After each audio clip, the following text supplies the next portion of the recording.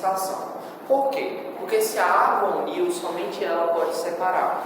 Então, reações assim, geralmente são separadas por hidrólise. Por exemplo, a pepsina, que é a enzima que degrada proteínas no nosso estômago, ela conserva água nas proteínas, certo? Então, as proteínas, elas vão ter o caráter de serem constituídas de ligação peptídica, e essas ligações peptídicas são feitas a partir de uma reação de condensação.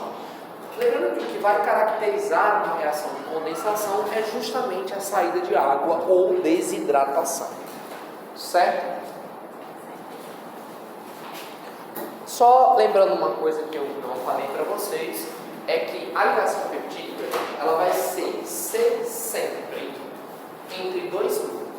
Eu vou ter o grupamento carbono, vou ter o grupamento carboxila interagindo com o grupamento amino, formando água e formando uma ligação peptídica entre o carbono e o nitrogênio.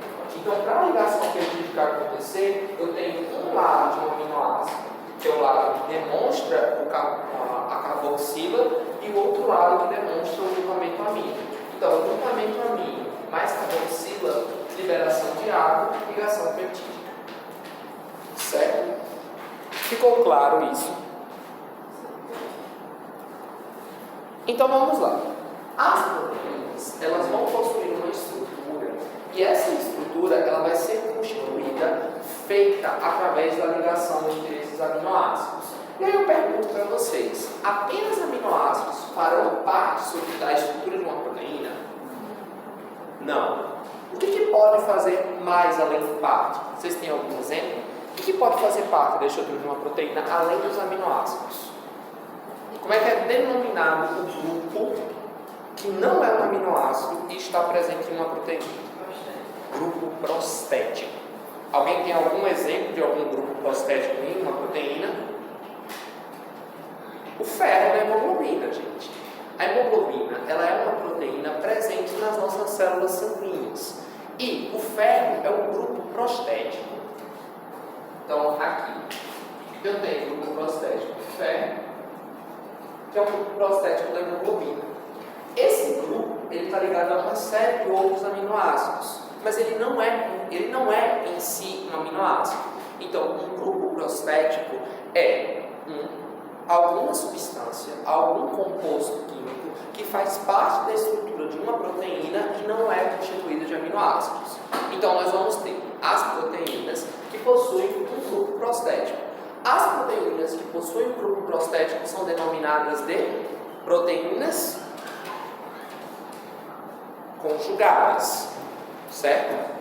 As proteínas que possuem um grupo prostético são denominadas de proteínas conjugadas. Mais uma vez, só lembrando, o grupo prostético é quando eu tenho um grupo que em uma cadeia proteica que não é um aminoácido. Tudo que está em uma proteína e não é um aminoácido é denominado grupo prostético. Certo? Hã? Então vamos lá. A proteína, ela vai ser constituída de aminoácidos ligados em sequência, certo? Quando você tem um grupo em uma proteína que faz parte da estrutura dessa proteína, que não é um aminoácido, você vai ter esse grupo sendo denominado de grupo prostético, uma vez que ele não faz parte dos aminoácidos, mas faz parte da proteína, certo? Esse grupo prostético, quando a gente tem uma proteína que apresenta ele, essa proteína vai ser chamada de proteína conjugada, uma vez que você não tem apenas um componente na estrutura daquela proteína, você tem mais de um, como é o caso da hemoglobina, que possui uma sequência de aminoácidos e ferro. Compreendeu? Ok. Bom, então, as proteínas, mais especificamente aqui os peptídeos, aqui a gente tem um exemplo de alguns hormônios peptídicos e aqui a gente tem um exemplo das diversas funções que os peptídeos eles exercem além da constituição das proteínas. Então, a gente vai ter alguns hormônios que têm um caráter peptídico, que é o que a gente chama. Alguns exemplos desses hormônios podem ser citados como a insulina. A insulina, acredito todos vocês que sabem a função dela, né? Ela auxilia no transporte da glicose para o meio intracelular, certo? Então, Vale lembrar que a função dos aminoácidos não é apenas constituir proteínas. Os aminoácidos têm outras funções além da constituição de proteínas. Alguém poderia citar outro exemplo de aminoácido, de uma função que o aminoácido desempenha, mas que não é necessariamente a constituição de uma proteína? Qual o exemplo? Nutricional. Nutricional, função nutricional, sim, mas é porque, tipo assim, você tem que dar uma função para esse aminoácido. Tem uma função nutricional, sim, você está correto. Mas eu quero saber, por exemplo, o aminoácido ele não compõe só proteínas, ele compõe outras coisas também, que não são proteínas. Gente, os aminoácidos eles podem auxiliar na síntese também dos neurotransmissores. Como é o caso, e o que é um neurotransmissor? O neurotransmissor, gente, é uma substância. Draulio deve ter falado da eridopa para vocês, provavelmente. Mas um neurotransmissor é uma substância que permite a comunicação do encéfalo com o resto do nosso corpo. Então, por exemplo, a gente tem, por exemplo, a acetilcolina. A acetilcolina, ela é sintetizada, a acetilcolina é um neurotransmissor. E a acetilcolina, ela vai ser sintetizada a partir de alguns aminoácidos, certo?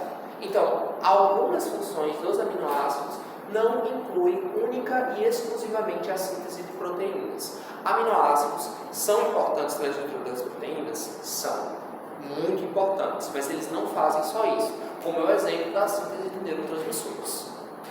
Ok? E a questão hormonal também, porque alguns... Mas só que, assim, no caso da questão hormonal, é mais hormônios que são peptídicos, mas você está certo. Os hormônios, alguns hormônios são constituídos de aminoácidos, como é o caso da insulina, do glucagon, da vasopressina ou ADH. Esse é meu passarista? A lista... Passa. Agora não. Então, vamos lá. Como é que vocês imaginam a estrutura tridimensional de uma proteína? Quando eu faço essa pergunta para vocês, o que eu quero saber é o que estabiliza a estrutura de uma proteína. O que vocês acham que permite a estrutura de uma proteína ficar estática? Por que as proteínas elas não se desfazem? Porque você tem uma série de estruturas que faz com que essas proteínas estejam unidas, que essas proteínas estejam firmes e que elas não se desfaçam, que elas não se hidrolisem no meio aquoso. E aí eu pergunto para vocês, quais são as principais forças estabilizadoras de uma proteína? O que estabiliza a estrutura de uma proteína? As pontes de hidrogênio são as principais forças estabilizadoras de uma proteína. Então, na estabilização de uma proteína, nós temos as pontes de hidrogênio como principais forças estabilizadoras da estrutura proteica. Que outras forças nós vamos ter? As interações que não são covalentes, que são chamadas de interações eletrostáticas também, mas interações fracas em geral, certo? Interações fracas.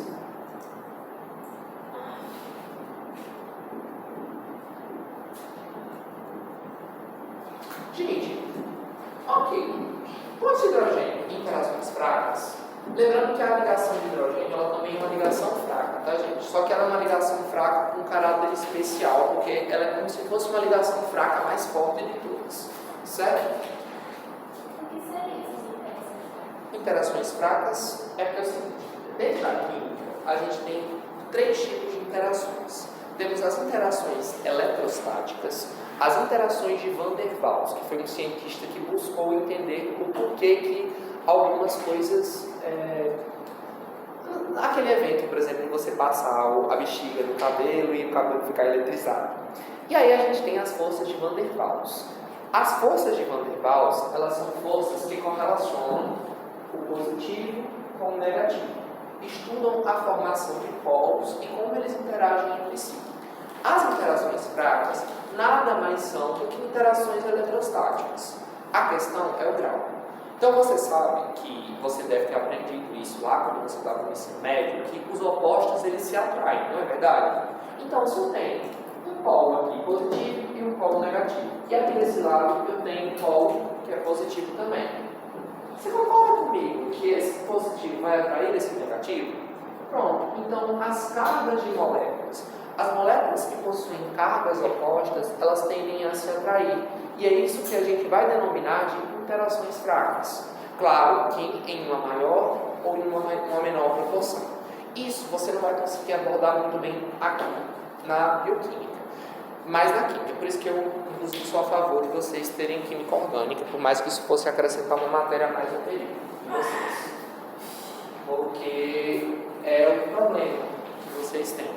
Porque muita gente chega na bioquímica sem saber nada de química básica. Por exemplo, não saber interações eletrostáticas é importante. Quando eu falar de lipídios, principalmente. Certo? Mas você entendeu o que é uma interação eletrostática? Então vamos lá. A estrutura de uma proteína deve considerar quais interações devem estabilizar essa proteína, certo? Então, eu, olhando para essa imagem, eu vou perguntar para vocês qual é o nome dessas estruturas. Qual é o nome dessa estrutura? O Drauzio falou para vocês.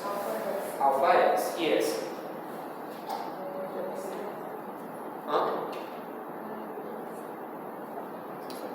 Folha beta. Certo? Então eu tenho duas principais estruturas em uma proteína, alfa-hélice e dobra beta ou folha beta. Qual é o nome dessa estrutura? Aqui eu tenho alfa-hélice, aqui eu tenho folha beta. Qual é o nome dessa estrutura? Como é que eu denomino essa região? Essa região não possui nenhum formato conhecido. Como é que eu denomino ela? Região não regular. Então, as proteínas, elas podem ser constituídas de três estruturas: alfa-hélice, dobra beta e região não regular, certo? São essas estruturas que a estrutura secundária de uma proteína pode apresentar. Lembrando que as estruturas que são estabilizadas principalmente por ponte de hidrogênio, e elas se referirão à sequência, à ordem dos aminoácidos, elas serão denominadas de estruturas secundárias. Eu vou passar isso para vocês com calma, certo? Qual é o nome daquela azul? Dobra beta. Bom, então aqui a gente tem um exemplo de uma proteína que é a mioglobina, e eu apenas quero que vocês observem essa estrutura. Eu não tenho nenhuma observação para fazer sobre ela, mas aqui a gente consegue observar que ela é constituída principalmente de alfa-hélice e de dobra beta. E aqui de dobra beta não, de regiões não regulares. Aqui a gente tem um conjunto. Drauzio pode colocar uma imagem dessa na prova e perguntar, por exemplo, o que é isso aqui na proteína. O que vocês me diriam que é isso aqui? Isso aqui não é constituído de aminoácidos. Vocês percebem que eles têm uma estrutura diferente. O que é isso aqui? É um grupo prostético. Qual é a função da mioglobina, gente? Alguém sabe? A mioglobina transporta oxigênio para os músculos. Por isso o nome, mioglobina. Ela é como se fosse a hemoglobina, só que nos músculos. O que acontece? Essa proteína ela possui também um grupo prostético que é parecido com o grupo prostético da hemoglobina, cujo qual a função também é carregar o oxigênio. Ok? Bom, então, como eu falei para vocês, as proteínas elas podem ser divididas em proteínas simples, que elas vão ser constituídas apenas de aminoácidos, certo? Enquanto elas também podem ser chamadas de proteínas conjugadas. A maioria das proteínas são proteínas conjugadas, que a gente tem interesse ali. Geralmente, proteínas fibrosas são simples, certo? Um exemplo, o colágeno. O colágeno, geralmente, na maioria das espécies, se apresenta como sendo uma proteína simples, certo? Então, mais uma vez, relembrando, a gente tem as proteínas que são simples e as proteínas que são conjugadas. Gente, eu só queria fazer uma abordagem com vocês, porque Drauzio disse para mim que ele pretende aumentar o nível de dificuldade da prova. Então, por isso... Ele vai zerar. Então, por isso ele pretende aumentar o nível de dificuldade das provas posteriores. Por isso eu estou passando muita coisa para vocês que antes eu não passava. Ele quer reparar, gente. Todo mundo passa. Quero que vocês aprendam. Bom, é porque eu acho Wagner pior ainda, viu? Enfim, Mais uma vez, relembrando, as proteínas elas vão ser constituídas de aminoácidos, né? Mais uma vez lembrando, e quando elas não são constituídas somente de aminoácidos, elas são proteínas que são conjugadas, certo? Proteínas conjugadas são associadas a um grupo que é prostético, certo? E aqui a gente tem um exemplo de um grupo prostético, que é o grupo M. O grupo M é um grupo prostético que tem a função de se ligar com o ferro em duas proteínas, a hemoglobina e a mioglobina, certo? Então, aqui eu tenho o ferro, e o ferro ele vai ser o principal carreador do oxigênio, porque ele vai se oxidar e liberar esse oxigênio quando necessário, certo? É verdade, é melhor. Então vamos lá. A gente não vai ter proteínas que são apenas constituídas de aminoácidos, certo? A gente vai ter lipoproteínas, que hoje eu acredito que eu consiga falar sobre isso com vocês. Glicoproteínas e metaloproteínas. Metaloproteínas é mais uma questão para pós-graduação, né? Então, hoje eu quero falar principalmente com vocês sobre as glicoproteínas e, sobretudo, sobre as lipoproteínas. Anotem isso porque é importante. As lipoproteínas elas vão estar relacionadas ao transporte de substâncias, certo? Enquanto as glicoproteínas vão estar associadas ao transporte de informações. O exemplo de uma glicoproteína é as glicoproteínas que compõem o glicocálides, certo? Conseguiram acompanhar? Ó, as lipoproteínas elas vão estar relacionadas ao transporte de substâncias, certo? Então elas vão carregar substâncias que são lipídicas, como é o exemplo do quilomicron, que carrega, por exemplo, alguns compostos lipídicos ali pela via linfática, certo? E a glicoproteína não vai ser transporte de... Não necessariamente o transporte, eu falei transporte. Foi isso. Corrijam isso, pelo amor de Deus. As proteínas, gente, elas têm uma função mais de... Tem a questão da informação, só que as glicoproteínas, elas são mais informativas. Eu vou dar um exemplo melhor de glicoproteínas quando eu falar... Deixa o negócio da glicoproteína para depois, que eu vou falar disso em glicobiologia. De glicoproteínas, as glicoproteínas, elas são constituídas de carboidratos e proteínas associadas. O que elas fazem? Elas vão atuar no transporte de informações, no transporte, pelo amor de Deus, na presença de informações e na comunicação entre algumas células e na interação célula-célula. Presença de Pode só na interação célula-célula, melhor. Porque, tipo assim, gente, nas células Não, renais... se você colocar que é sinalizador, não? Sinalizador. É, sinalizador. Verdade. Sinalizador celular. Ela faz parte da sinalização celular. Verdade. Certo? Então, pode passar, Matheus. E a última lá? Eu vou falar sobre ela, naquelas proteínas. Mas vocês vão ver isso nos índices. Isso é mais índice. Vai passar. Tá, então como é que os átomos eles vão se orientar estruturalmente nessas proteínas? É o que a gente vai falar. Gente, é importante a gente diferenciar alguns conceitos. Conformação, essa palavra, quando vocês escutarem ou lerem questões, conformação é todos os arranjos que uma molécula pode ter sem a quebra de suas ligações covalentes. Certo? Isso é uma conformação. É isso que significa. Eu ia só pegar o bicho. Achei que você ia Não vai passar. A quebra de quê? Porque sem conformação é todos os arranjos que uma molécula pode ter sem a quebra de ligações covalentes. Certo? Então, mais uma vez, relembrando para vocês quais são as principais forças que estabilizam a estrutura proteica. A gente vai ter as pontes de hidrogênio, as interações hidrofóbicas, que eu vou falar agora, as ligações iônicas e as ligações de Van der Waals. Está faltando uma coisa aqui. Gente, a estrutura das proteínas é estabilizada somente por interações fracas? Não. Pelo que mais? Ligações covalentes. Tem ligações covalentes. Só que aí, o que acontece? É importante vocês não confundirem as ligações covalentes da estrutura proteica. Por exemplo, um aminoácido ligado com outro, isso é uma ligação covalente. Só que essa ligação covalente ela não faz parte da estabilização da estrutura da proteína. Entenderam o que eu quis dizer? Não. Ó, os aminoácidos ligados entre si, a ligação entre dois aminoácidos, dois ou mais aminoácidos, não é o que estabiliza a proteína. Ok? O que estabiliza a proteína são as interações que os grupos, num todo, fazem uns com os outros. As pontas hidrogênios. Por exemplo, vou dar um exemplo de uma proteína para ficar mais fácil. Ó, aqui eu tenho uma proteína, certo?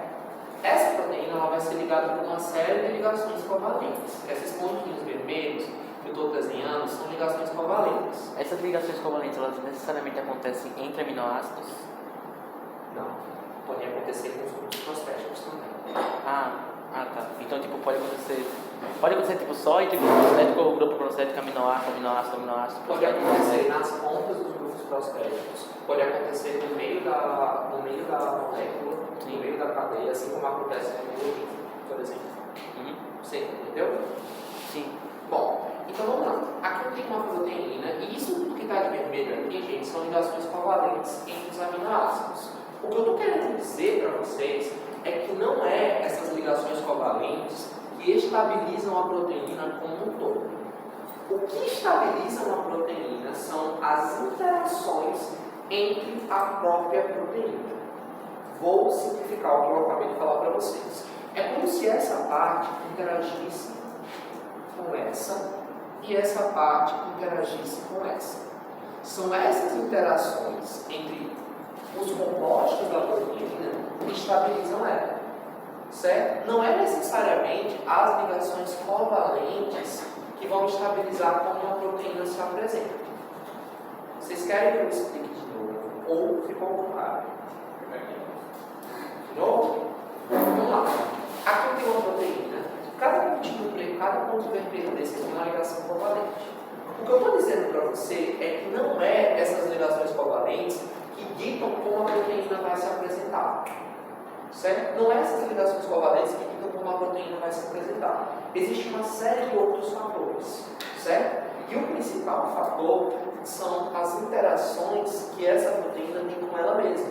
É como essa região interage com essa. É como essa região interage com essa. Essas são as principais forças estabilizadoras de uma proteína. Você conseguiu compreender o que eu disse para você? Então, a gente conseguiu entender o papel das interações fracas em uma proteína. Agora, gente, alguns aminoácidos, eles têm um caráter de formar essas interações aqui de forma fraca. Só que outros aminoácidos podem formar interações covalentes, como é o caso da cisteína. Então, se eu tenho um resíduo de cisteína de um lado e um resíduo de cisteína do outro, a cisteína ela pode formar uma ponte chamada de ponte de sulfeto. A ponte de sulfeto é uma interação covalente que participa da estruturação proteica, certo? Ela é uma das únicas interações e é a mais importante, certo? Então, eu não vou ter apenas interações fracas participando da estrutura proteica. Eu tenho também as pontes de sulfeto. E as pontes de sulfeto, elas serão estabilizadas entre duas cisteínas, formando uma ponte de sulfeto. Mas aí a ponte de sulfeto ele ajuda a estabilizar a proteína? Sim, mas lembrando, a ponte de sulfeto é uma ligação covalente. Só que as ligações covalentes, elas não vão seguir a sequência dos aminoácidos. Sim. É como se eu tivesse uma ponte, vou desenhar uma ponte de sulfeto para você ver. Ó, um S aqui no meio, uma ligação covalente. Viu? É como se eu tivesse uma corda muito forte que segurasse essa proteína dessa forma. Sim. Entendeu? Mas não é uma ligação covalente entre esse aminoácido e esse. Você compreendeu isso? Então, é uma força estabilizadora que é covalente. É diferente da relação da ligação covalente que acontece entre aminoácidos. Isso, então, tá. É diferente. Beleza. Alguma dúvida sobre isso? Mas aí deixa ou não de ser covalente a de sulfeto? Essa daqui é covalente. Covalente também. Isso. Tá. Tem a mesma força de dissociação, inclusive. Sim. Certo? Estamos bem sobre interações fracas. Vamos lá. Então vamos lá. Combina. Quais são as principais forças que estabilizam uma proteína? A principal de todas, em maior proporção, quem é? Ponto de hidrogênio. Ponto de hidrogênio. Depois a ponto de hidrogênio aqui. Interações fracas. Interações fracas. E eu também tenho as interações covalentes. Que é a principal interação covalente que estabiliza uma estrutura proteica, que é a Ponto de sulfeto. ponto de sulfeto, que é constituída a partir de resíduos de 2 aminoácidos. Qual é o aminoácido? Cisteína. Cisteína. Certo. Ponto de sulfeto só acontece com cisteína? Só com cisteína. Ah. Cisteína e cisteína. Tá. Nem todos os aminoácidos têm cisteína. Eu vou dar um exemplo muito bom, porque eu gosto desse exemplo, porque entra na cabeça das pessoas. Gente, eu não sei se vocês já fizeram um alisamento no cabelo de vocês, as moças aí, mas o alisamento que a gente faz é basicamente o seguinte: alguns alisantes, eles têm o caráter de destruir essas pontas de sulfeto. Então, por exemplo, o cabelo crespo, ou então o cabelo cacheado, é como se ele tivesse 2 pontas de sulfeto. O que acontece? O alisante, você pode passar, por exemplo, um hidróxido de sódio, por exemplo, que é um alisante. Não sei nem se é usado mais, que é um composto bem redutor. O que acontece? Ele quebra uma ponta de sulfeto e faz com que o cabelo da pessoa, que antes era cacheado, agora, por ter tido uma menor força de estabilização das proteínas que compõem ele agora passa a se apresentar de forma ondulada. Entendeu? A ideia é relaxante. Você tem a destruição de uma ponta de hidrogênio e por você destruir uma ponta de hidrogênio, o cabelo ele fica mais flexível, ele fica mais esticado. Por isso, algumas pessoas antigamente usavam bases como alisantes. Hoje em dia eu acho que não pode mais. Só em alguns casos. Até formol era legalizado como alisante antigamente. Não sei se eles ainda usam. Se eu não me engano, a IS é proibido. Enfim, passa. Peraí, só rapidinho. A questão do enovelamento acontece quando a proteína ela tenta. Como é que diz? É porque na verdade eu não entendo, porque assim, a proteína apresenta aquela forma original que você mostrou agora, que você estava desenhando agora. Aí para ela interagir entre ela mesma, tem que estar necessariamente em meio aquoso. Tem, né? Então, nesse caso aí que está aí, ela está no meio aquoso, então se fosse. Tá, no meio aquoso. Gente, a água ela é a mãe de todas as reações bioquímicas. Uma vez que essas moléculas elas não estão na água, elas não têm uma conformação funcional. Por quê? Porque a água ela é a mãe de todas as reações bioquímicas. Todas as moléculas bioquímicas são preparadas para estar onde? Na água. Se não está na água, então essa molécula não vai ter uma conformação funcional. Compreendido? Cisteína é aminoácido? Cisteína é aminoácido. Tá. Resíduo de aminoácido. Né? Então, agora a gente vai falar sobre a natureza química dos aminoácidos e eu aproveitei isso para puxar o gancho das interações hidrofóbicas. Certo, gente? Eu não falei para vocês sobre interações hidrofóbicas porque eu disse que eu ia tocar nesse assunto agora. Então, mais uma vez relembrando, as principais forças estabilizadoras de uma proteína são as interações fracas e as ligações de hidrogênio. Só que a gente tem mais uma interação que estabiliza uma proteína. As interações hidrofóbicas. Porque é o seguinte, gente. Suponhamos que aqui eu tenho uma proteína que está em meio aquoso. Certo? A parte que é hidrofóbica, ela vai ficar voltada para o interior dessa proteína. Não vai? Sim. O que acontece? Essa parte que é hidrofóbica, ela interage com ela mesma. Certo? Então você tem aqui uma série de interações que vai estabilizar essa estrutura proteica. Isso são as interações hidrofóbicas. As interações hidrofóbicas, elas são específicas para em relação à proteína em meio aquoso. Porque você tem a proteína, ela vai ser constituída de diferentes regiões. Você tem uma região que é hidrofílica e uma região que é hidrofóbica. E essa região hidrofóbica, os aminoácidos que constituem essa região hidrofóbica, eles interagem entre si, aumentando as interações que estabilizam parte da proteína. Compreendido? É cansativo, gente, eu sei. Toda vez eu venho aqui para passar, sendo que você está do lado.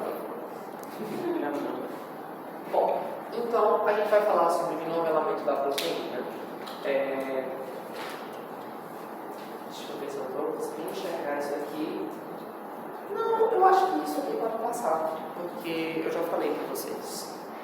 Bom, então aqui era um exemplo das pontes de sulfeto, e aqui a gente consegue observar como essas pontes de sulfeto elas se comportam, certo? Então a ponte de sulfeto ela vai ser constituída por principalmente um sulfeto, né, gente? Literalmente. Então você vai ter a presença do enxofre entre essas ligações como principal estabilizador dessas ligações. O enxofre ele vai ser o comunicador entre uma interação e outra nas pontes de sulfeto. Será que tem a estrutura da cisteína? Será que tem a estrutura da cisteína? Da cisteína? Você quer que eu desenhe? Se tiver como. É porque eu queria ver onde é que o sulfeto ele encaixa assim.